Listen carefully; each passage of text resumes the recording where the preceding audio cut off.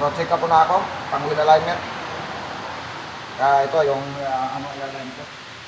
Kaya pala hindi ka na makita sa Facebook.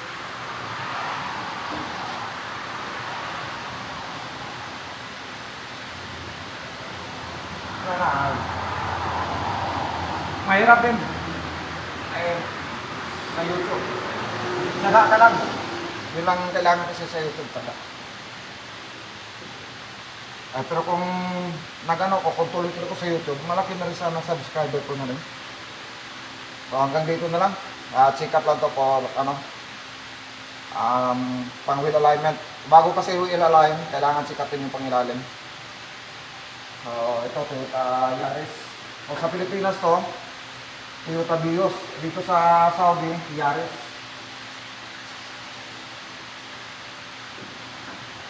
Okay pa naman pangilalim mo. Mabuti hindi napiktuhan yan yung pinahatak. Kaya nga, last year